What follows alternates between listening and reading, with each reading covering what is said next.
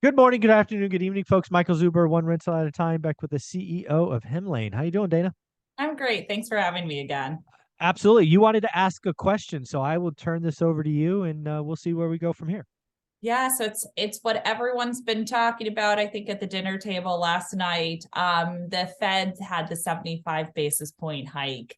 And we talk a lot about how that impacts purchasing more investment properties. But, I'm in the world of the tenants, who's the customer for current landlords or to be landlords. And so I wanted to talk a little bit about how that impacts tenants and what your thoughts are. So I'll let you take it from there. Yeah. So first off, nobody's ever asked me this question, so shout out to you for bringing up a topic I haven't addressed. That's awesome. I guess when you talk about tenants, I kind of divide it into two buckets.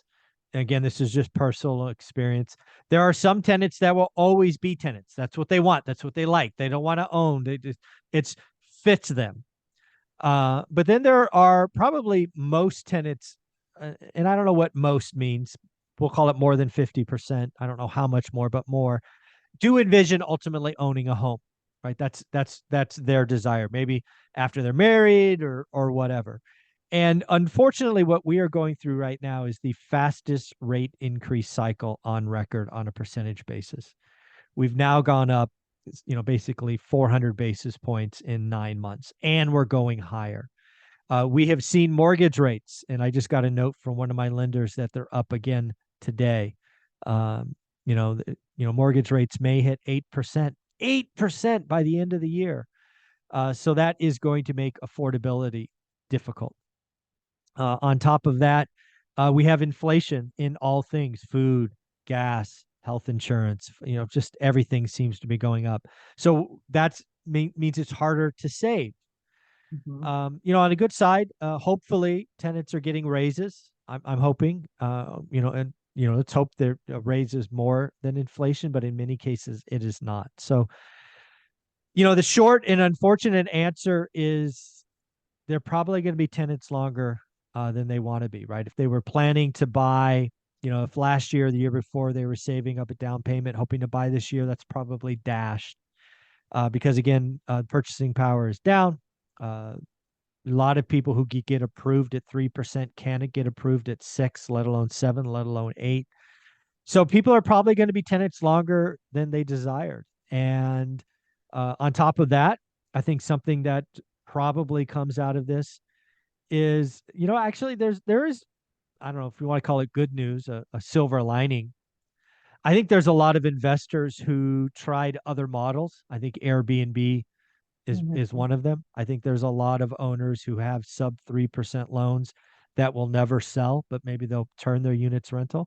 So I think you may see more options, right? We actually might have inventory grow in single family homes, which 9 months ago I didn't think was possible. Yeah.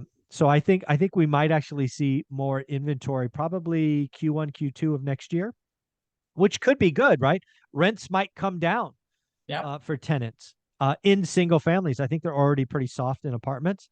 So there could be some good news on the horizon. But again, if your goal is to be a home buyer, I don't have good news for you, right? They just raised rates. I'm getting notes that mortgages are going up.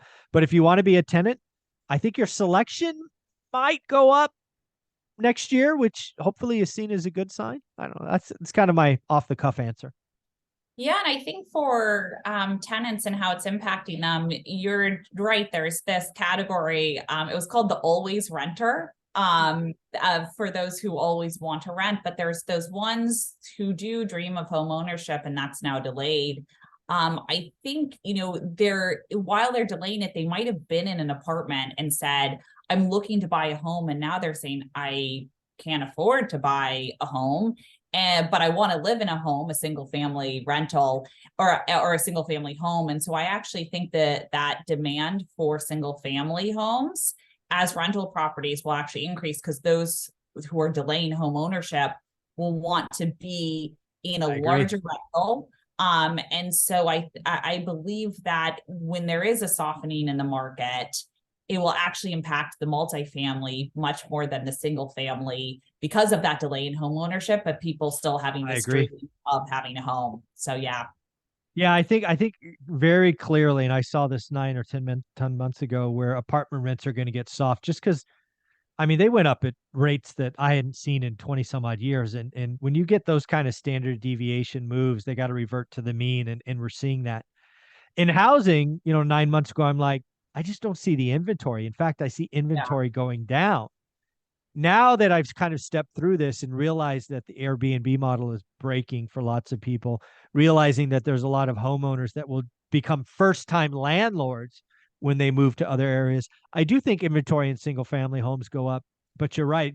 I think demand goes up too. So Yeah. it'll be interesting to see. I think there'll be some cities, like maybe Phoenix, for example, where supply dwarfs demand. So then you're going to see softening, but there's going to be other states and probably most states where demand goes up higher than supply. So supply will go up, but demand will go up more. So yeah, I think softness in multifamily makes total sense. Softness in single families, I think, will be city specific. Yeah. Um, yeah. Yeah. Yeah, definitely. And this is where you should know your market, right? Buy box, know your market, daily discipline, same, same, same. Say it every day. Yeah. Fantastic. Well, that was great. Thanks for having me today and sharing that. I couldn't agree more with it. And for those who are landlords, I do believe having been locked in after hearing the news yesterday is probably quite a relief. Yeah. And don't forget, if you want to take a 30-day trial, which all interested landlords should, you would go to hemlane.com. If you have my free course, there's a PDF script for 30 days. If you're in the course, there's actually video of Dana walking you through the application on how to practice being a landlord. It's at hemlane.com, correct? Yep, that's correct. Awesome. Thank you so much. Great. Thanks for having me.